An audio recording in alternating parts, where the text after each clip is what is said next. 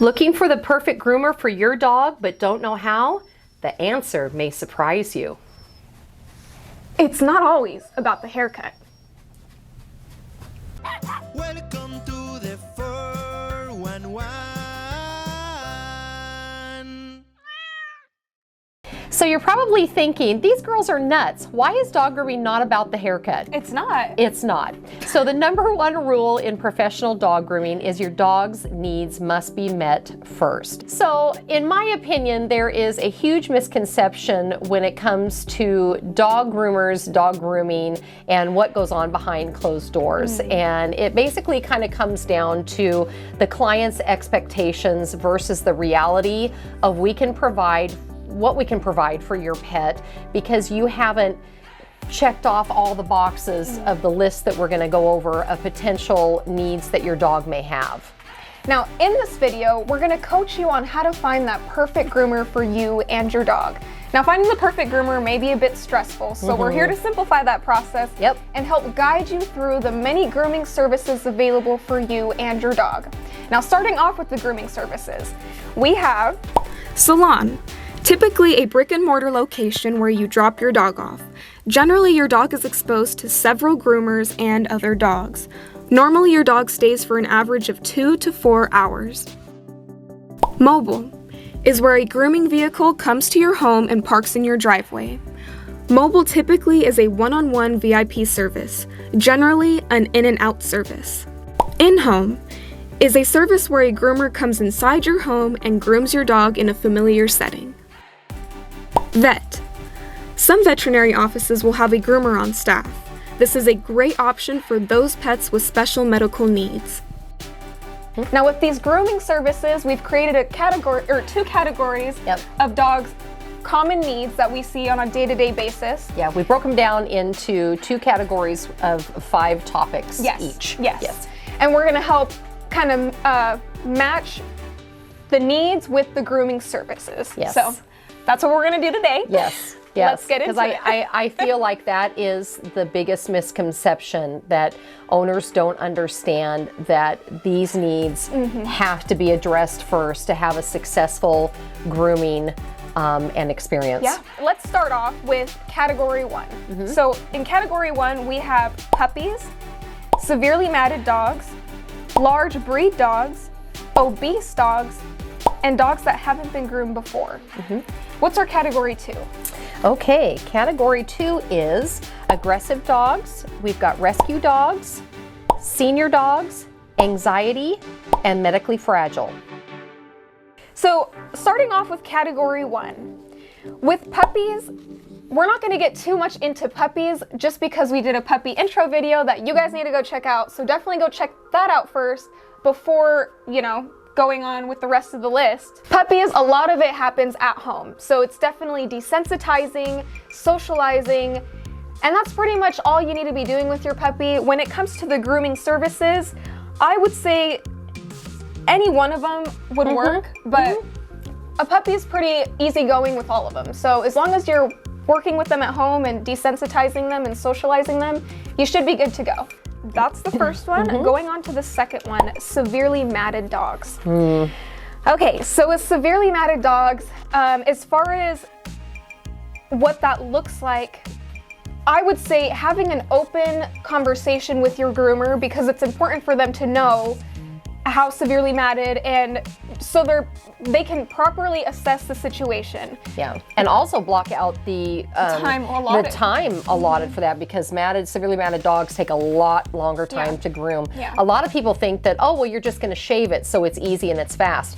That is not the case. It's a lot of sweat. It's a lot of sweat and a lot of tears. It can be very dangerous for your dog too. So you need to be very honest when you call and say, hey, my dog is matted, and is there someone that deals with that, and how much time? Right, because it does take a more advanced, I would say intermediate to advanced groomer, because they know how to assess the situation, knowing that depending on that little bit of space that you have where the mat meets the skin, because you have to be able to fit a blade through that. So if a blade's going through, that groomer's going to know, okay, is this dog older? He might have warts. He might have growths underneath, like Skin tags. yeah, exactly. There All could be these old different- bite wounds from getting in a tussle with another dog at a daycare or something. Exactly. All these other things that can Fleas. contribute to the grooming. So Yeah. that's why you would want a more advanced groomer when you're bringing intermediate to advanced, and know that it's going to take more time. Your dog's going to be there longer. It's not going to be just a quick in and out service. Yeah. So yeah. And then as far as the grooming services for severely matted dogs, in salon works great, mobile's great, in home, you know, you could do it. Yeah. It's not like you couldn't. So I would say any one of these honestly would be great. So just as long as you're getting a groomer with experience, that's what you're looking for. Yeah. So you want someone that will take their time and knows how to work around those mats. Yeah, not for a beginner, that's for Yeah. sure. That's for sure. So third on our list, we have large breed dogs. So large breed dogs, it's tricky just because dog grooming is a very physically demanding job, and you know, you get a lot of, this is a female-based industry, I would say. Pretty much. Yeah.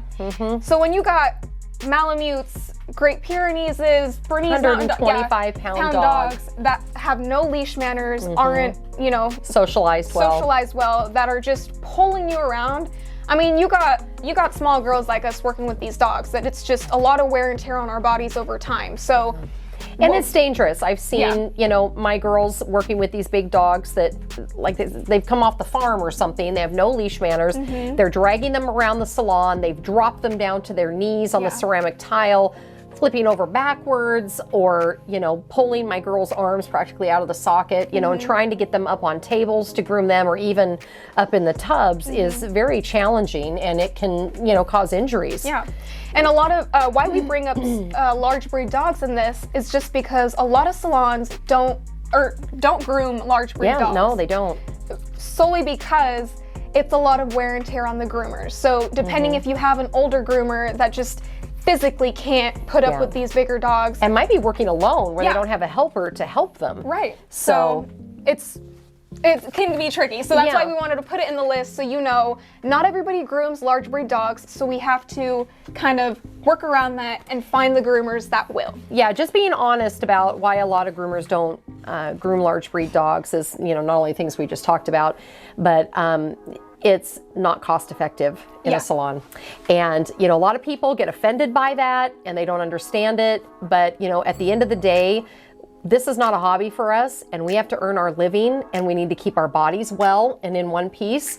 And when you can groom one dog in an hour and a half, or maybe even an hour, and it takes 3 hours to 4 hours to groom one large dog, we're going to have to charge you Accordingly. for that 3 times. So it needs to be 3 to 4 times the cost of a small dog, because big dogs call every day, and we have lots of big dogs in here every single day, and we cannot recoup those financial losses every single day.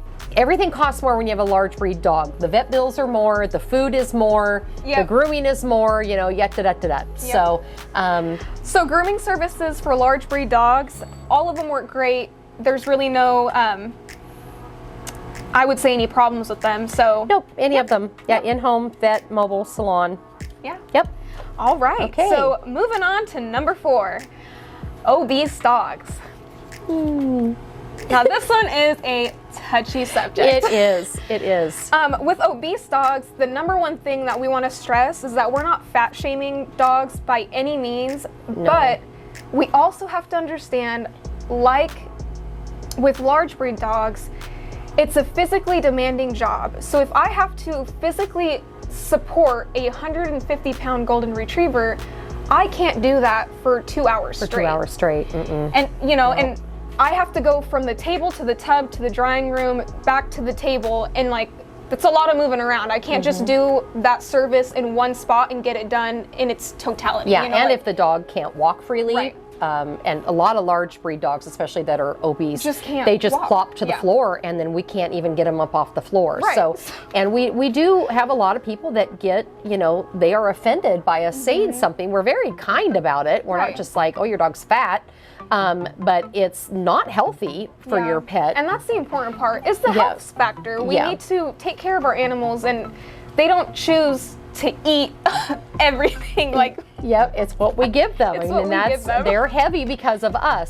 And even the small breed dogs, that are obese, a lot of clients will say, well, can't you just, let them lay down on the table? Well, they need to stand for a Yeah. lot of the grooming aspects. Like if I'm grooming their legs, scissoring their legs, they need to stand for that. we can't reach Yeah. the legs. And honestly, you see a lot of these dogs that are like show dogs. They've been worked with and trained to lay in a very comfortable position. You Yeah. can just roll them around and Yep. do what you need to them. But clients' dogs that we just see once a month or once every 2 months, Yeah. it's a very submissive position for a dog to be laying down around other dogs, and they're not comfortable with it. And if they're laying down and we try to work with them, they're usually just pulling their legs under Yeah. their body or rolling or turning Yeah. away from us. So it's not an easy thing to do. It's easily said to Yeah. be done, but it's not an Not easy an thing easy to do. task. So a lot of groomers, we have a rule here in the salon, if a dog cannot support its own body weight, it doesn't get groomed by us. Yeah. We have tools like the hammocks that help us, but the dogs literally cannot just lay their whole weight in that, and the hammock covers the majority of the dog, and so you can't get to it to even give it a haircut. So Right. that's something to keep in mind, is to keep the weight Yeah. off of those pups, because Let's work on the weight. it's really Yeah. hard on them and us.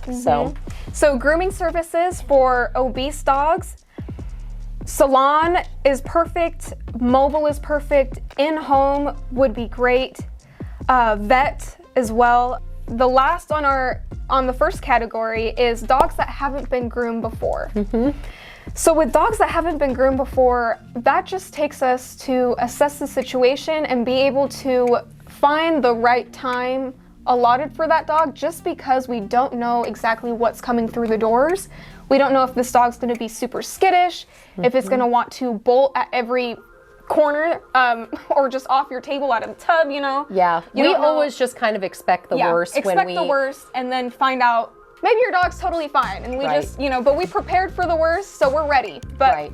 And again, it's going to probably be booked with a more experienced groomer in the Exactly. salon, because you don't know what to expect. If that dog ends up being fear aggression or just aggressive or has severe anxiety, that takes an intermediate to advanced groomer. And we're going to book a longer amount of time, and it will cost you more. But, if your dog is fine and is well socialized and is good on a leash, and helping the groomer out, like if there's certain things at home that they are fearful of, like maybe the hair dryer, because they're not going to like our hair dryers, so or they don't like their feet being touched, let us know. Yeah. We can work with that. But Yep. just being open and honest, that's all we're looking for, and that'll help us help you. yeah, and writing these things down on a little piece of paper and notes, so you don't forget these things when you're checking in the dog. Yeah. That is helpful too. Grooming services for dogs that have never been groomed before.